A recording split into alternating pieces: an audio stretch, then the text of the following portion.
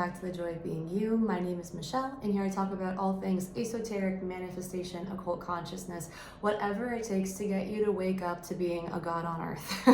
I feel like there's different avenues to get the mind or the ego to get to this path, but truly your attention creates your reality. And today I want to talk about Lionsgate and probably why nothing happened to you during this time, because I don't believe in astrology to the degree most spiritual people do. So before I begin, I wanted to say I am a manifestation coach. If you need help with self-concept, meaning understanding your God consciousness and shifting into believing that more, check out the different coaching opportunities I have. I also have an Etsy store, I have apparel, I have a children's book, all relating to scripture and just God stuff. Not like religion, but like spirituality. So feel free to check that out. And I'm gonna begin. Okay, so I believe in the law of assumption. For anybody new here, that's basically what you believe to be true in your reality will then create that experience for you. With Lionsgate, there is a lot of spiritual dogma on YouTube, TikTok, or Instagram. There are a lot of people claiming to be gurus. They will wear these bandanas and feathers and have their energy sticks or whatever and just be like, oh my God, is Kanye a psyop in a controlled opposition? And their sticks will go oh, see, it's moving. Clearly, I'm in tune. What that is no different than a pendulum. And what a pendulum does, from my explanation, doesn't mean it's matter of fact. All a pendulum does is just reaffirm what you already believe. So if you say go back and forth for no and go up and down for yes, it will just answer to you because you are God. That's it. When you have tarot and you're going through the tarot and you're oh my God, does my specific person love me? And you're in a good mood that day. Maybe you talked to them earlier and they said hi and hey, you look nice, whatever. You have a subconscious belief of they were nice to me. So if I run to tarot, it is going to tell me that they are in love with me. And sure enough, you'll get a card that is that thing. You might get the Lovers, you might get the 10 of Cups. Yay! And then let's say 3 days later, you see them walking down the street holding hands with somebody and you're they actually don't love me. And then you'll go to tarot because you're in shambles and you think these cards have more power than you do. And what you'll pull is the Death card, or I don't know, the 5 of Pentacles, which is destitution. It means you're left out in the dust and in the cold. All these cards are doing, all pendulum is doing, all that thing that moves around like this, those metal poles that people claim are the truth, are just reflections of that person's truth wielding that tool, okay? So if I have a pendulum and I'm are cherries red, it'll say yeah, it'll go up and down. And then someone else will have a pendulum and they're are cherries pink? And it'll be yeah, because their perception of color is different. How are we both right? It depends on you. Your thoughts create your experience. So that's it. These things, you're not tapping into something outside of you. God is within you. In scripture, it says many, many times, light is within you, God is within you, the Father is always with you. It's okay, so if the freaking book is telling us all of the power of God is within us, why on earth are we saying, oh my God, just please send me a sign? Getting a sign sent to you is no different than using a pendulum or tarot or tea leaf readings or whatever it might be. You're just asking for external validation of a thought you have that you want to happen or you don't want to happen. And when you have an I am consciousness state, you decree what happens. And that's when you are like Christ. That is when you are like Jesus. Okay, that's the whole parable. So I'm sorry for people who've been here and they're yeah, we get it. But it doesn't hurt to be reminded, and myself included. It's right, I am the creator. Why am I dealing with this giant line in front of me at the DMV? Or this crazy bill that I don't deserve to pay? Not too long ago, I was ordering contacts, and I'm also working on manifesting better vision, but I was ordering contacts from a website that's you must have a prescription. And I was no, I'm ordering contacts and you're gonna send them to me. So I put it in order, and maybe I'll put the screenshots here, but I saw that it was pending. It was stuck in looking over my order for a couple of days. So I felt guided to reach out to customer service and in my head say, you are giving me my prescription. I do not care. Not like the paper to then give to them to validate it, but my contacts. I'm like, you are giving me my contacts. That is it. And I kept saying it over and over and over again as I was typing to customer service. And the most amazing thing, they were like, we are so sorry. We are going to send you your contacts. We're going to ship it today or like soon, whenever that time was. And they gave me 20% off. It's like, okay, through the law of the website, I shouldn't be able to do this, but through the power of God that trumps human law, I can do whatever I want. Because if I believe something, I'll create it, right? So after going through that whole spiel, I want to go into Lionsgate. And the spiritual community will really put a lot of pressure on people and say, there is something so significant about this particular day. It's very similar to like Venus retrograde. It's not like in the law of assumption community, if you want your man or woman to come back into your life, you decide it, it happens. It is no different than me deciding, I want my contacts, I get them, right? But when you have to give your power away to a timeline like the zodiac, that's like, oh wait, I have to wait for Venus retrograde to come back because the energy is then with me for me to then pray and set intentions to create this experience. Meanwhile, you could do it on the opposite of Venus retrograde, whatever timeline that is, dependent on how the planets are doing their thing and whatever astrologers or, zodiac people say. It's the way I see it is you have dominion over this earth. It's not the other way around. And if you decree a thing, it must come to pass. Okay, so what is the point of being afraid? Easier said than done, but that is the context of like this whole thing. I don't know who said it, but somebody said there's nothing to fear but fear itself. It's very true. Like your demon's hell is like your judgment and your fear of things. And that's really it, because your judgment and fear of things will create more of those judgment and fear experiences because your thoughts manifest into the 3D. So if you want peace, if you want love, if you want prosperity, you think it, you feel it, whatever, you create it. Like opportunities come up to you, people in alignment with that vibe come up to you.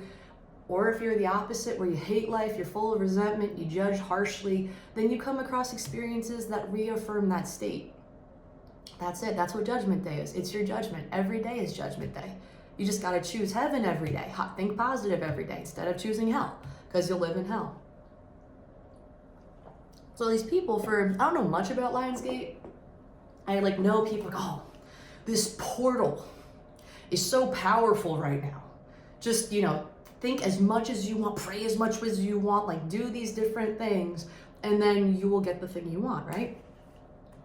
The origin of Lionsgate, is going back to ancient Egypt, and when they would have the Nile River flood to bring prosperity to the land, which allowed them to have nourishment. They could have vegetation. When you have water, you have life. When you don't have water, you have death. And that's why the desert in the Bible is correlated to the mind, like Pharaoh, right? Pharaoh steals Sarah, and Sarah represents Abraham's spirit. Abraham goes to the desert or Egypt because Canaan had a famine. That whole thing is allegory for you doubting yourself for an intention you're setting, spiraling in your mind, over-consuming your spirit. That's why Pharaoh takes Sarah in. That's all that is. Then God sends a plague. All that is like bouncing back after you crash out for him to then go speak with God, which is no different than you leaving Egypt and finding peace in yourself after crying and letting out your anger. It's about being able to control your emotions. That's really it. So August is supposed to be this important portal because of ancient Egypt. Ancient Egypt did not comply with the zodiac sign. So Leo is completely irrelevant for where this stuff even came from. This is just modern day jargon to promote on Instagram or YouTube to make spirituality and manifestation a lot more complicated. It gets clicks. It's a gimmick. People like shiny things we're all like beta fish, you know? As soon as we see a hook, it's like, oh my God, there's glitter. It's like, focus, okay? Your focus creates your reality. Your I am state creates your reality, not a gate in the sky or a portal in the sky that's like, let me release these lions to you energetically so you vibe with your prayer. What the fuck do you even mean? You know, this is me having humor to it because I've lived through this. It gets exhausting. It's like, how many more gimmicks do we need to learn how to manifest, you know? So originally, the ancient Egyptians would monitor the sky through deacons, and there's 36 deacons, which means each piece is 10 degrees. So if you have 36 times 10 degrees, you have 360 degrees, right? And that's a circle. And when you look up, technically both your eyes give you the peripheral vision of a circle, which is how they looked at the sky. And they said, okay, within this 10-degree decan, this is happening during this time, whatever they used for time for themselves. This is how I see it, right? So like, okay, in this decan, this is what happens on Earth to us. They respected nature so much more than we do. They were in tune with nature. They were highly more intelligent than we are, given all of the technology they had, with all of the infrastructure they created, with not just their hands. That had to come with some sort of information and knowledge and power of being able to, I want to say, use frequency, levitate, things of the like, to create their amazing structures. And there's a reason why we are in such a dark age right now and literally are being spoon-fed the worst shit on TV to call it entertainment. Like, it is so boring when you really become a good thinker and you're like, what are we doing here?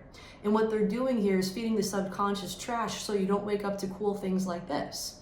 So they had a different way of perceiving the stars. They were much more in tune with the stars. They did not relate to the stars as aspects of themselves, as personified ideas of themselves. That is what the Greeks had done.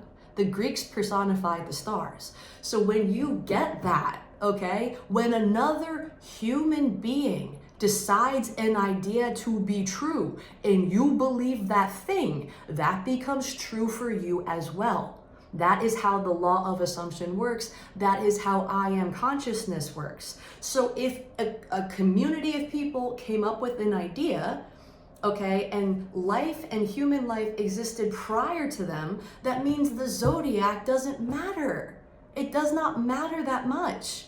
You know, I'm not going to say fully, I don't know everything, but in context to manifestation, I have 100% receipts that does not matter at all. So long as you decide you want to experience something and set an intention and really believe it, you will get it. You don't have to wait for Leo season. Every day can be Leo season. Every day can be August 8th. Okay, so basically what I want to say is Sirius is a star that would show itself during early August, from what I understand. And this was unique because normally the sun's glare at sunrise would cover it. Coincidentally, the star Sirius also coincided with the flooding of the Nile River. So when the Egyptians had seen that happen, they thought, wow, what a beautiful star. I wouldn't say they thought it brought abundance and proliferation to like the Nile and creating vegetation, but I think they just wanted to acknowledge it. When we see the star Sirius, we get abundance, right? Fast forward, the Nile River does not flood anymore when Sirius comes out. Does that mean that the power is gone of the star?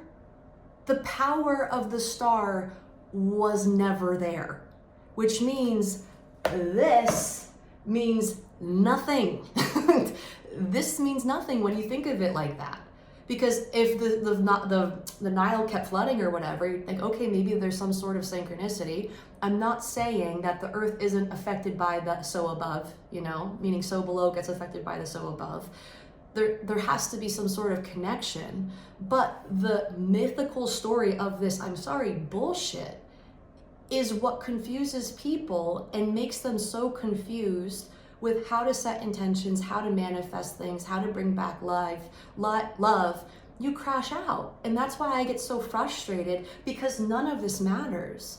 So when you understand the context of this, you're like, oh, the zodiac, one, didn't always exist. Two, it got personified by other humans. And in modern day reality, people say, oh my God, I'm a Libra. This is such a Libra thing. This is such a Libra thing for me to do. It's like, well, okay, you went on astrology cafe and you were like, what are the personality traits of a Libra? And then you read it and you're just like, oh my God, I do that, I do that. You pick and choose what your traits are.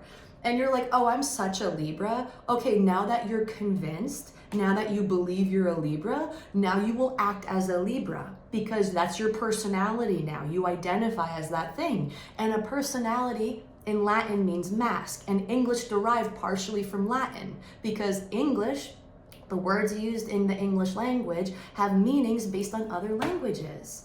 So when you identify as a thing, you're wearing a mask. It's not you. Your state, your I am God state, is where you manifest from and can choose what personality you are.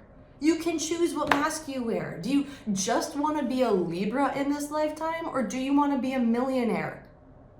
I'd rather be a millionaire than everyone saying, oh my God, Michelle's such a Libra. By the way, I'm not.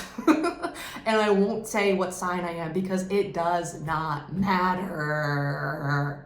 Okay, so this is me kind of crashing out on this video. I wanted to add humor to it because, again, this is exhausting and plays with your emotions, and it's very tiring when you follow these people online that just want clicks and they can't explain their teachings based on, one, their own experience, or two, context from where they even come from. So now that you know this, you can release the idea that this is the only time to manifest, and understand when you switch into practicing the law of assumption from being some spiritual person all your life with like all your Reiki and all of your Palo de Santo lighting and all your, green algae smearing all over your body, or whatever spiritual people do that think it gets them somewhere. When you switch to just disciplining your thoughts and focusing your attention, you can manifest things. You can change who you are. You can change your body. You can have finances change overnight. You can have money sent to you, given to you as a gift. You can have a long lost partner come back. You can expand your friend group. You can recover from health. These are all things I have experience in and I'm so passionate about, because if everyone could understand this, we can really take back our power as gods on earth. So thank you for listening to my rampage/vent. Please do not think you need to wait for a particular day to get what it is you want or become who you want to be. It is always your right, okay? So feel free again to check out all the things I offer in my description. I have all the links available. And thank you so very much for listening and supporting me, and I'll see you in the next video. Take care.